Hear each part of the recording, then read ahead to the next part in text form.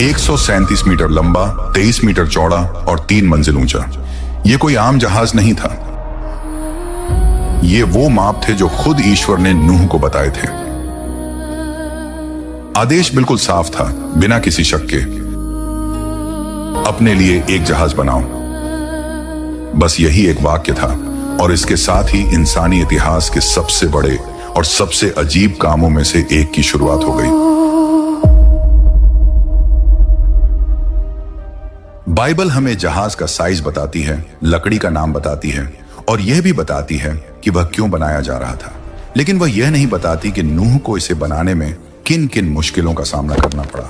और सच्चाई यह है कि जो भी उस जमाने में लकड़ी का काम जानता होगा वह समझ सकता था यह काम आसान नहीं था, बहुत मुश्किल था। सबसे पहली बात, जगह। 137 मीटर लंबी चीज आप कहीं भी खड़ी नहीं कर सकते। उसके लिए बहुत बड़ी, मजबूत और सीधी जमीन चाहिए थी।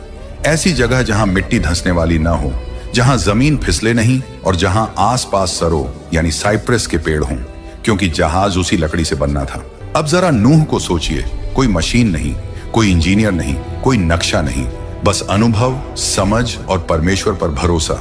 नूह जमीन पर चलता है, मिट्टी को पैरों से दबाकर देखता है, हाथ में लेकर जांचता है, देखता है कि जमीन कितनी सख्त है, पेड़ कितनी दूरी पर है, लकड़ी यहां से वहां ले जाना मुमकिन है या नहीं।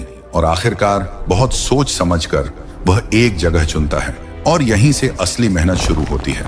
बड़े बड़े पत्थर हटाने पड़ते हैं, जमीन के अंदर गहरी जड़ें होती हैं, उन्हें उखाड़ना पड़ता है, हर जगह को बराबर करना पड़ता है। यह काम देखने में भव्य नहीं था, न कोई तारीफ, न कोई तालियां, बस मिट्टी, पसीना और थकान। और फिर एक और समस्या थी जो आज के लोगों को शायद समझ में भी ना आए, नमी। उस समय बारिश नहीं होती थी। बाइबल बताती है कि जमीन से भाप उठती थी जो पूरी धरती को गीला रखती थी। मतलब मिट्टी अक्सर नम रहती थी और नम मिट्टी जल्दी कीचड़ बन जाती है, औजार उसमें धंस जाते हैं, लकड़ी गीली हो जाती है, जमीन कमजोर पड़ जाती है।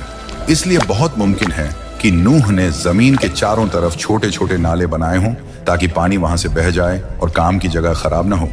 ये पानी आसमान से नहीं गिर रहा था, ये खुद धरती से निकल रहा था। और जब नूह ये सब कर रहा था, लोग उसे देख रहे थे। कोई हंस रहा था, कोई मजाक उड़ा रहा था, कोई कह रहा था ये आदमी पागल हो गया है, इतनी बड़ी जमीन क्यों साफ कर रहा है, यहां तो कभी पानी भी नहीं आया, जहाज किस लिए। लेकिन नूह किसी को जवाब नहीं देता, क्योंकि वह